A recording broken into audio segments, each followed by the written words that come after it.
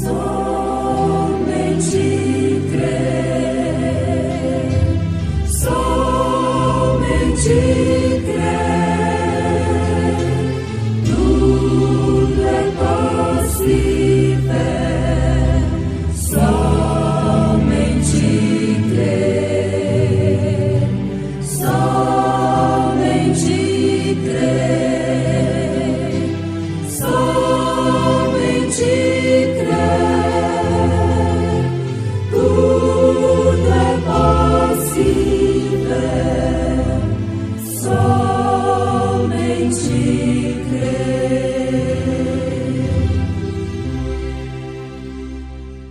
Mas os que esperam no Senhor renovarão as suas forças, subirão com asas como águias, correrão e não se cansarão, caminharão e não se fadigarão.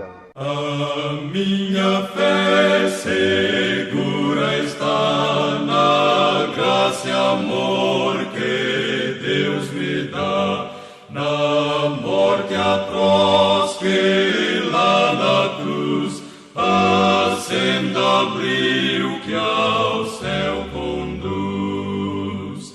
A minha fé e o meu amor firmados já na rocha estão, firmados sim em Cristo estão.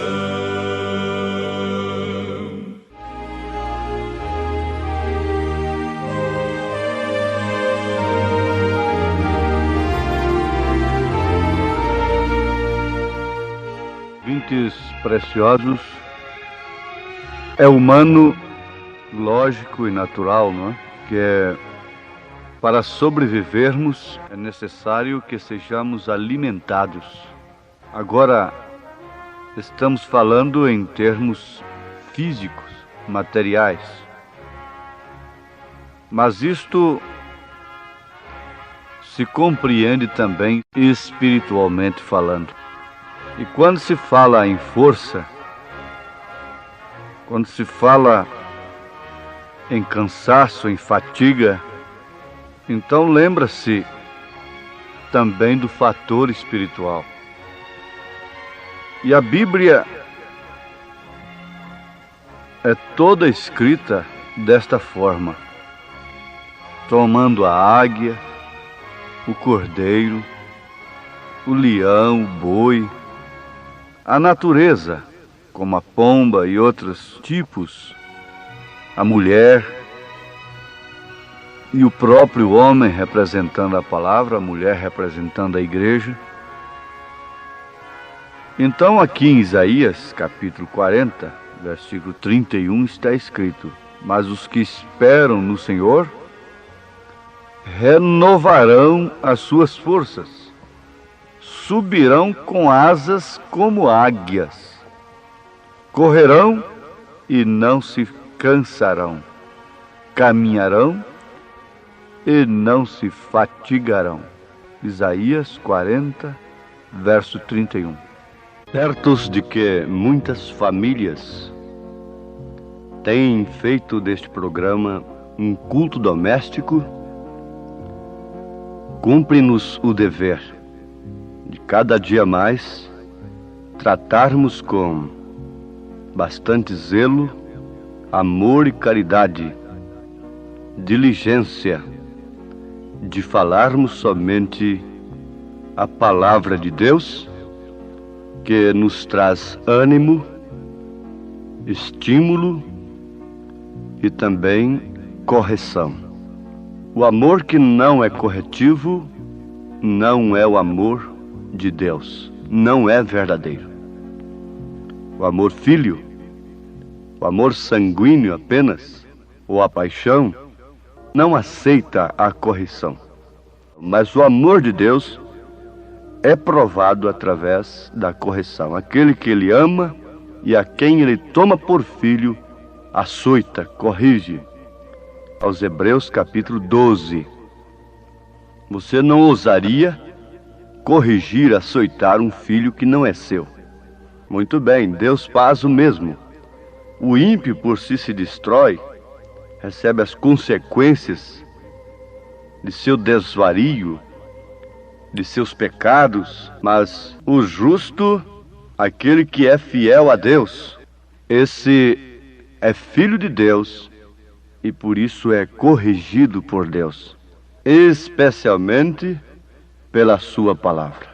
Mas os que esperam no Senhor renovarão as suas forças, subirão com asas como águias, correrão e não se cansarão, caminharão e não se fatigarão.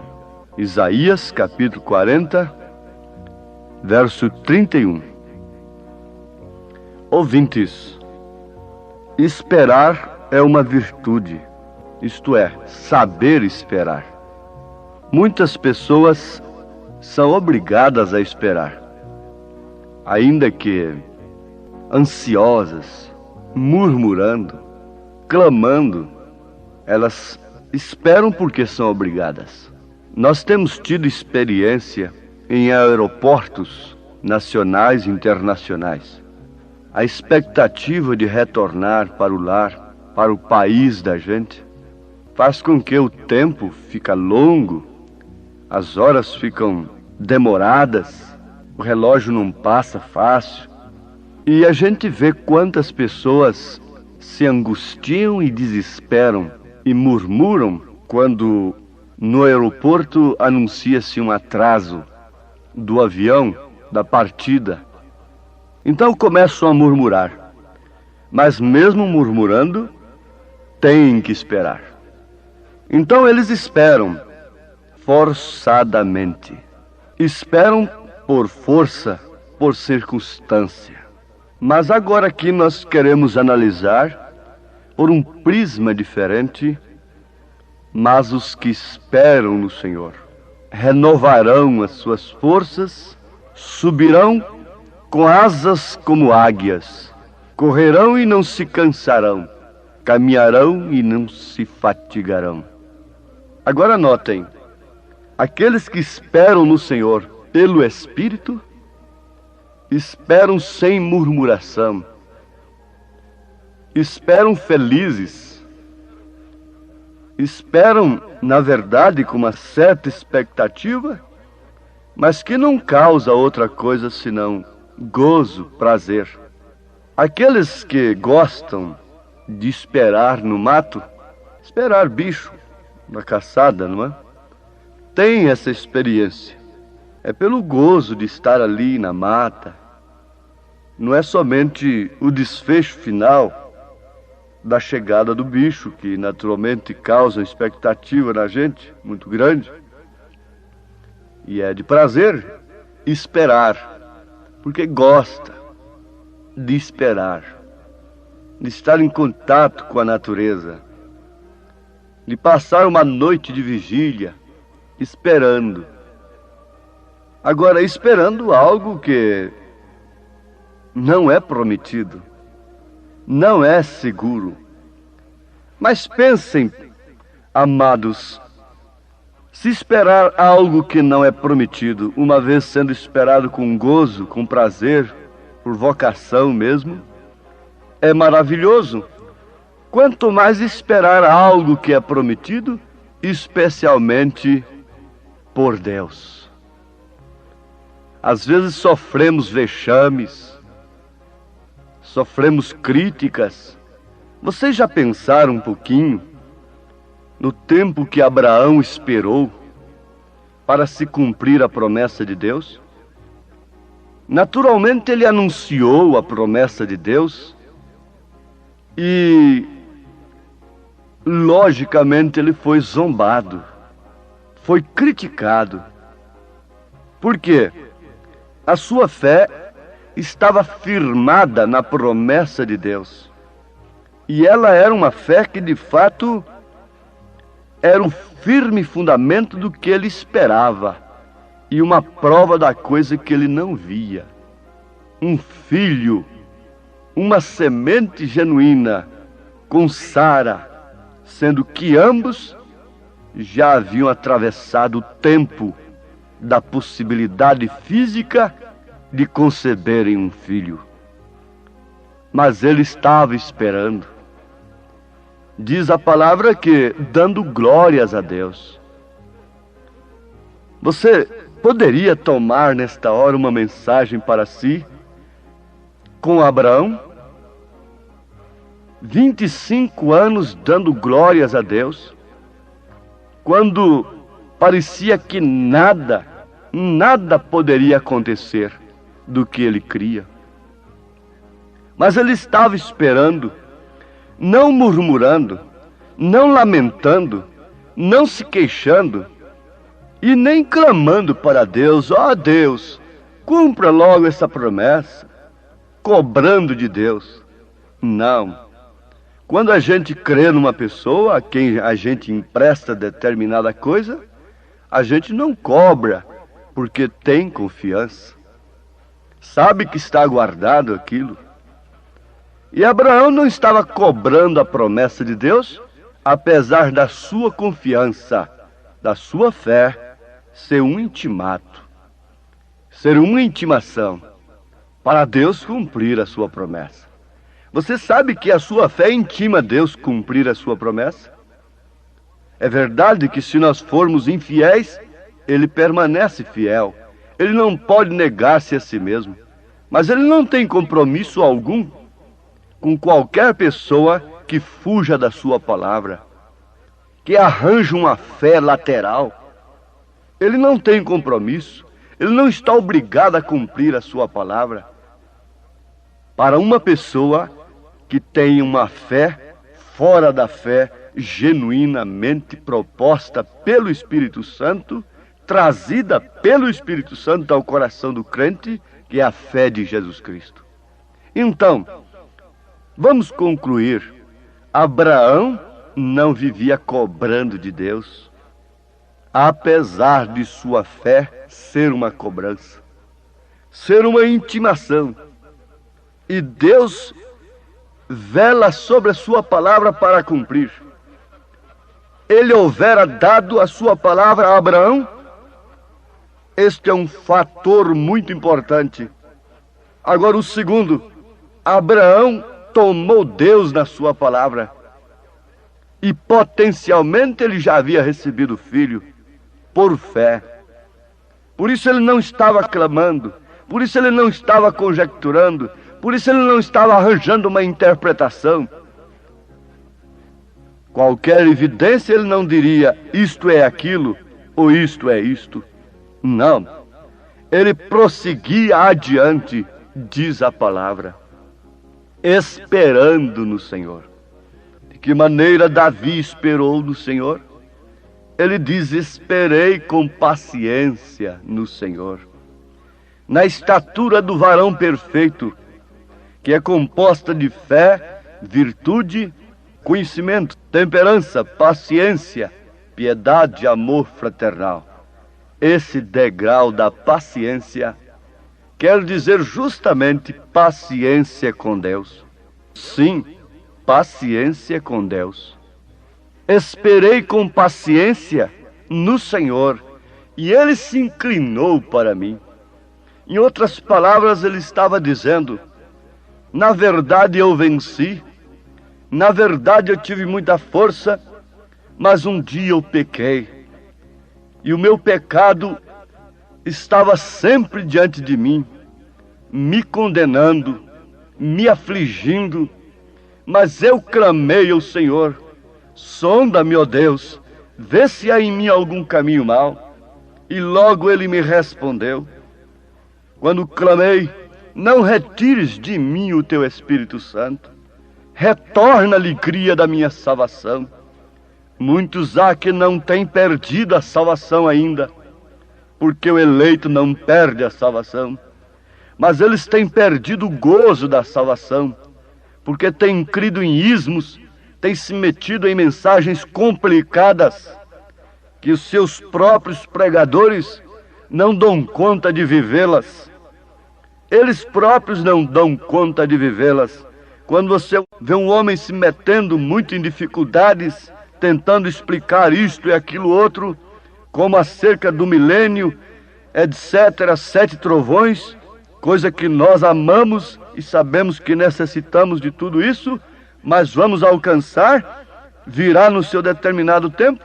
Fique sabendo, nem eles próprios podem viver tais mensagens. Esta é a verdade.